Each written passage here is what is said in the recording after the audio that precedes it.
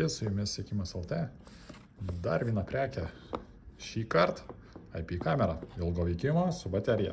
Taigi, ką mesgi čia turim? Gražią dėžutę, baltą, kokybišką. Atidarome. Na ir štai kamera. Prieš tik vėliau. Čia desertui pasiliekiam. Lietuviška instrukcija. Jeigu perkat pas mus, gaunat lietuvišką instrukciją, kad būtų aišku, kaip viską susikonfigūruoti.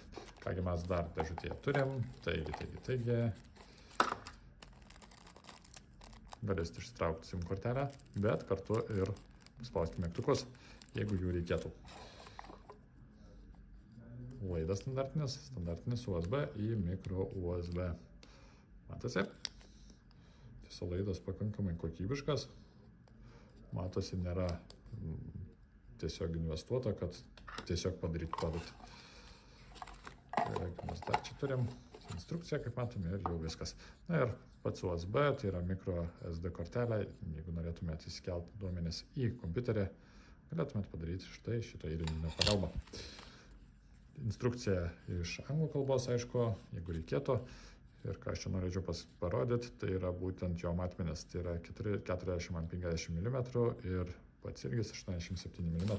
Specifikos pusės reikėtų paminėti, kad kadangi turi gerą judesio daviklį, tai niuansas, jeigu jūs naudosit šitą funkciją ir jis neįrašinės tiesiog nieko, bet ko, tai pakrautą visą tą prietaisą galėtumėt 6 mėnesius naudoti ir gauti įrašus tos, kokius reikia. Bet žinoma, jūs šitą kamerą prisijungsit prie telefono, galėsit gyvai stebėti ir prisijungus, žinoma, ir prie pačio routerio galima stebėti ir ankstesnius įrašus, kas buvo nufilmuota.